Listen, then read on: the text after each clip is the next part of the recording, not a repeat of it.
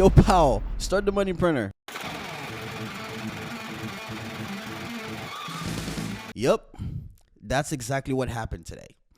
If you have no idea what I'm talking about, let me bring you up to speed. So, for the first time, okay, since March of 2020, the Federal Reserve finally grew some balls and made a huge decision. That one decision, though, is about to shake up everything from the stock market to Bitcoin, real estate, everything. Okay. What did they do? They cut interest rate by a half a percentage point. And while that may seem like a small number or it sounds small, but its ripple effect is actually massive. Whether you're an investor or just someone who wants to buy something expensive very soon, this actually will impact you. So that's why in this video, I'm going to break down exactly what this means for us, right? Because we're in this together. So for us, we're going to look at how this rate cut will affect the stock market, Bitcoin, bonds, and real estate prices. And then after that, we're going to share some historical data, okay? We've got a lot to cover, so let's get into it. Now, before we actually get into what this means for us, right, we need to first understand why the Fed made this decision, okay? Over the last couple of years, they've been raising interest rates aggressively to combat inflation, which was at a 40-year high. Inflation peaked at over 9% in 2022, and while we're now down to around 2.5%, the Fed believes it's finally safe to start easing rates again, hence the cut today. Now, the goal of the Fed is to get inflation back to 2%, and now we're getting closer. So let's talk about what this means for the stock market. Historically, the stock market tends to rise after a rate cut, but there's a twist. In 86% of cases since 1929, the S&P 500 has posted positive returns after rate cuts. Keep that in mind, okay? But, and it's a big but, because if a recession is on the horizon, right, things can get tricky. The stock market can actually drop sometimes by as much as 15% in the first 12 months following a rate cut, okay? So what are the odds of a recession? According to recent data, okay, there's about an 8% chance we'll see a recession in 2024. But that number jumps to 56% by 2026. Okay, that means while things might be looking good in the short term, all right, the next few years could be very rocky. All right. Now, I'm not saying to panic. In fact, there are still plenty of ways to position yourself for success during times like these. So let's break down how different sectors will be affected. Okay. Dividend paying stocks like those in utilities and real estate tend to do really, really well in low rate environments because these companies typically carry a lot of debt. So when interest rates drop, their borrowing costs decrease and they become more profitable. Okay, so if you're into dividend investing, this is good news. All right, so another interesting thing to note is that tech stocks and growth stocks, okay, which have been struggling due to high borrowing costs, might get a nice boost. So as rates go down, companies like Apple, Google, Tesla, the companies that rely on capital to fuel their growth could see their stock prices rise. So if you've been waiting for the right moment to jump into the tech or into tech, this might be it. Now, let's talk Bitcoin, okay? Crypto fans, this part's for you. So historically, Bitcoin has thrived in low interest rate environment. If you remember back in 2020, when the Fed slashed rates to nearly zero, Bitcoin skyrocketed from around $7,000 to over $60,000. And the reason is simple, because low rates means more liquidity in the market, and more liquidity tends to flow into riskier assets like Bitcoin. But here's the kicker though. Bitcoin's market cap is still tiny compared to other assets. For instance, in 2024 alone, gold's market cap increased by $3.7 trillion, okay, which is more than triple Bitcoin's total market cap of $1.1 trillion. So if Bitcoin continues to follow gold's lead, we could see some impressive gains. Some analysts are even predicting that if Bitcoin mirrors gold's performance, it could reach $174,000 per coin. Insane. Now, I'm not saying this is a guarantee, but with a lower interest rates environment, the conditions are definitely favorable for Bitcoin to rally again. We shall see. Let's shift gear and talk about bonds for a minute. Bonds aren't the sexiest investment. We all know that, but they're very important, especially if you're looking for stability, right? When interest rates go down, bond prices tend to go up. That's because as new bonds are issued with lower rates, the older bonds with higher rates become more valuable. So if you're holding bonds, this is good news. But if you're planning to buy new bonds, you might want to act fast because rates drop or will drop even further. Now, let's get into something everyone cares about, which is borrowing money. So if you've been thinking about buying a house or a car, this rate cut is great news for you because mortgage rates, which hit a 20-year high around 8%, should start to come down now.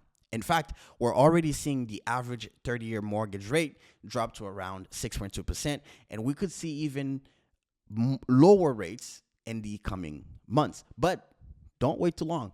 Rates are still higher than they were a few years ago. So if you are looking to lock in a good deal, now's the time to act.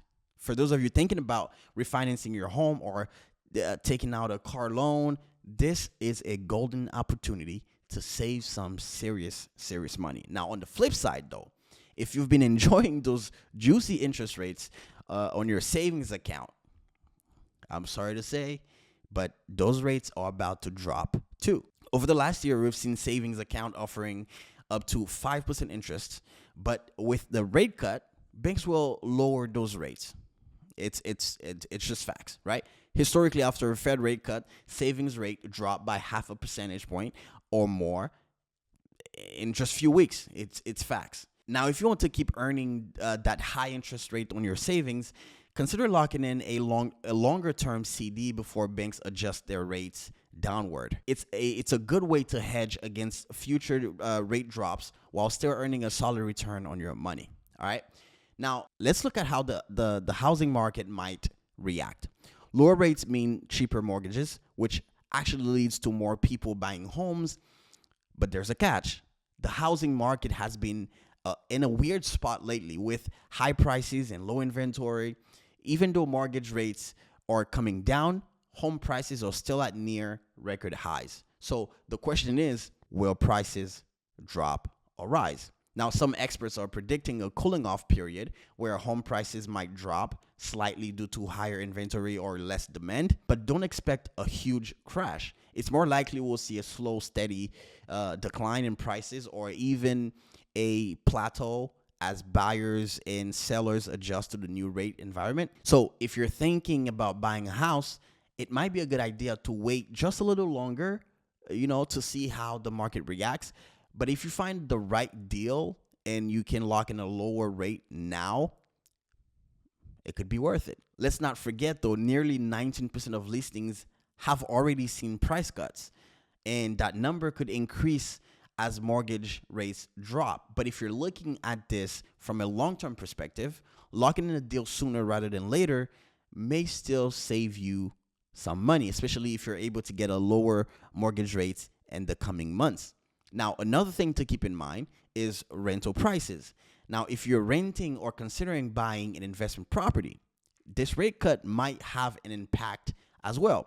Now, while mortgage rates are coming down, rental prices in many areas are still rising, right? That's just fact, right? Actually, rental prices on single-family homes have increased by over 4.7% this year alone. So for those thinking about becoming landlords, lower borrowing costs could help you get into the market, while high rental demand ensures a good return. And of course, I know a lot of you are wondering what all this means for the national economy and your day-to-day life.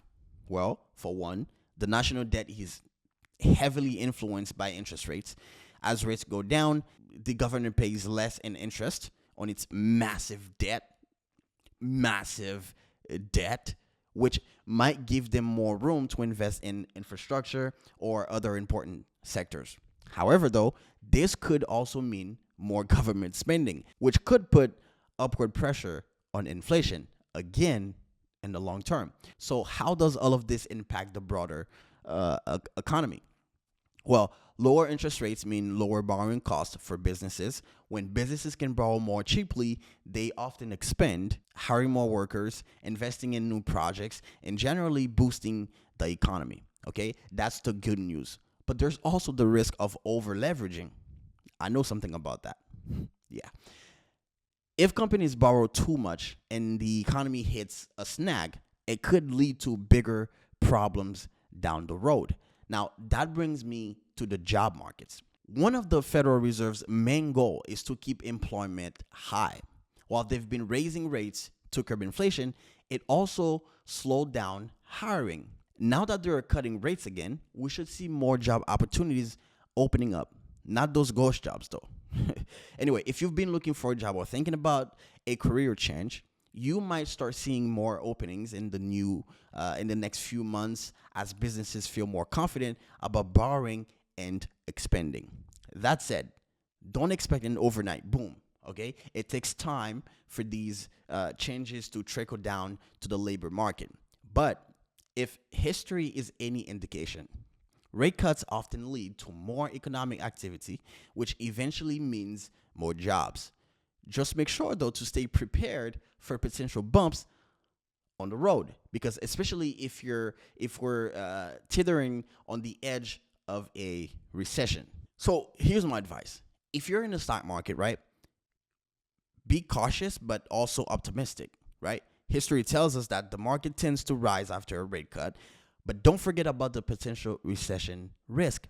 Can't forget it. If you're a Bitcoin fan, this could be an exciting time. But remember, it's a volatile asset. Okay? Don't invest more than you're willing to lose. And finally, if you're thinking about buying a home or refinancing, keep an eye on mortgage rates and act when you feel comfortable. None of this is actually financial advice. Okay? But anyway, at the end of the day, no one can predict the future perfectly, right? But by staying informed and hearing and being strategic, you can make the most of whatever comes next. And that's really the key.